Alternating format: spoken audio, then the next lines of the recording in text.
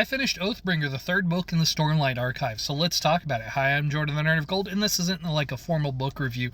This book has been reviewed thousands of times and more formally and better written by other people. So this is just going to be a general rant of my reaction to it. This is technically, I think, part 25 of my Stormlight archive journey. I still have 2 books to go and 1 novella to go. I do have a question about the novella. So at the time, I didn't end up finishing Edge Dancer. Lift is a character who I apparently like more in smaller doses than that.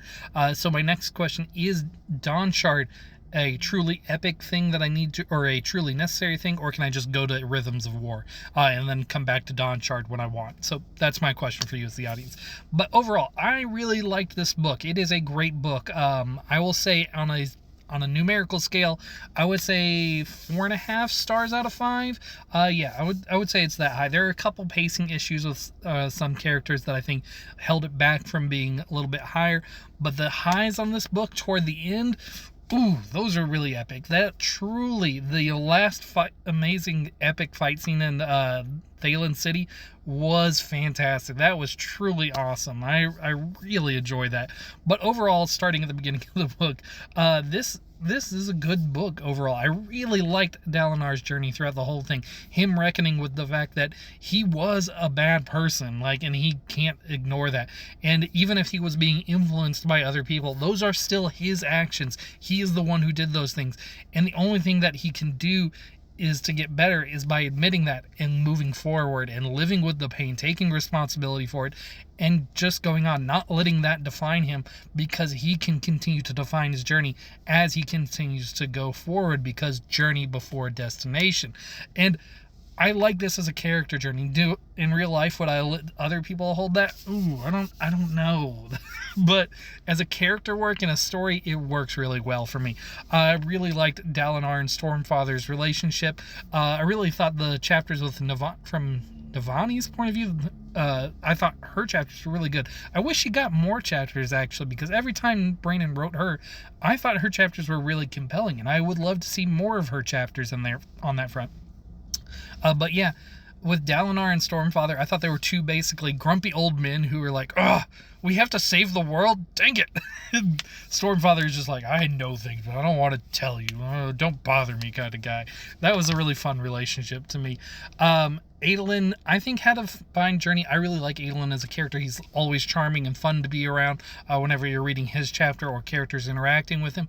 The one downside for his pacing in this story, I will say, is the fact that he killed Sadis. There was a little bit of guilt early on, and then it just kind of fell to the wayside as the investigation stalled out and he didn't say anything. And then when he finally revealed his answer to Shallan, it was kind of like not brushed off, but I feel like no character really dealt with it. The most serious consequence he did was he wasn't going to let himself become king because of Elhokar's death, which was really sad, by the way. I know Elhokar was trying. He finally looked like he was really going to be a king that Alethkar needed, and then he died because Moash came out of nowhere and just continues to be the worst.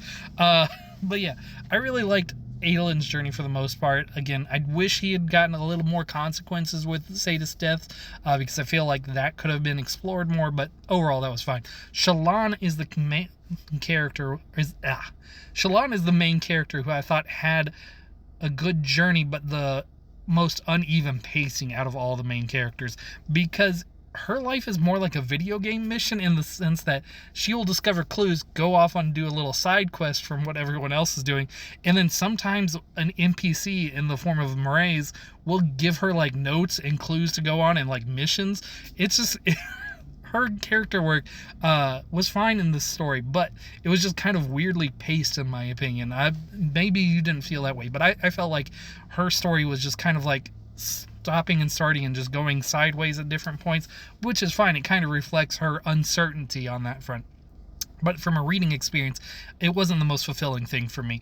That being said, I also thought the idea of she apparently has Veil and Radiant as full-on identities inside her. So we're going for a more of a dissociative identity order kind of thing, instead of them being personas of an actor who maybe gets lost in the role a little bit more. I'm not sure how I feel about that overall.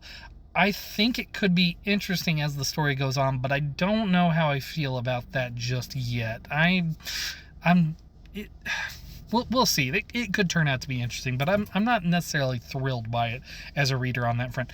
Kaladin continued to be a great leading character on that front. I really enjoyed basically everything. He got his own land. He got to see that his parents were still alive, and his dad is still not disappointed that his son is a soldier, but he's a knight radiant, so like maybe there's something going on there, and maybe he'll get to speak the fourth ideal sooner than later, because oh man, yeah, back to the Thalen City stuff. When he was like, they kept narrating like, speak the fourth ideal, speak it, and he didn't. That was a little frustrating for me. I really thought he was going to say it. It makes sense that they're holding back on it because 3 out of 5 books, and yeah, I don't know what they're going to do, what the fourth ideal is going to be for him, but it's going to be really interesting on that front. And then let's see, Jasnah's. Is it Jasnah? I would never know how to say these names, but Jasnah's journey here as well, coming to becoming queen of Alethkar by the end of it, that was really good. I enjoyed her character work here. Her relationship with Rioryn got explored in that final battle, and I thought that was interesting stuff, because Rioryn is a character who should be more prominent than he is, but because he's the son of a high prince on that front, he should be a major character, but he's often relegated to being a supporting character.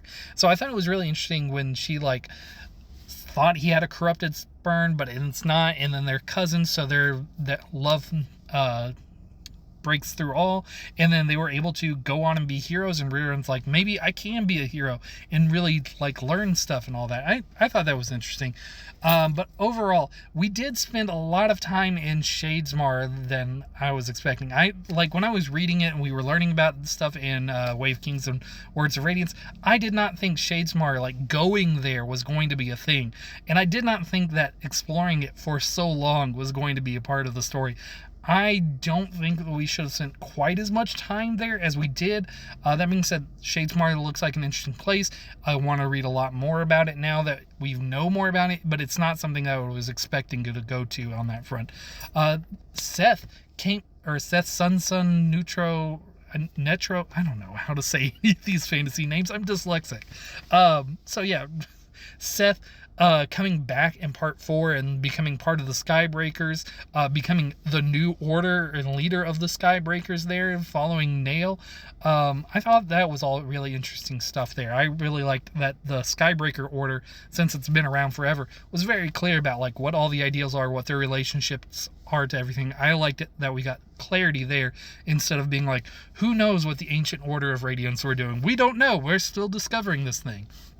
So that was really interesting. Overall, this was a really good book. I enjoyed it a lot. I'm trying to think if there's anything major that I want to talk about. I do want to talk about lore predictions that now that I'm 3 books into this, I feel confident in talking about. I'll make another video on that. But yeah, overall, great book. Really enjoyed it. It's I'm looking forward to the Rhythms of War and Wind and Truth. I'll let you know as those go. I will probably try to pick that up sometime next week, just because I haven't had a chance this week. It's been very busy in my life. But yeah, let me know, what are your thoughts on Oathbringer overall? If you've read it, I would really like to know.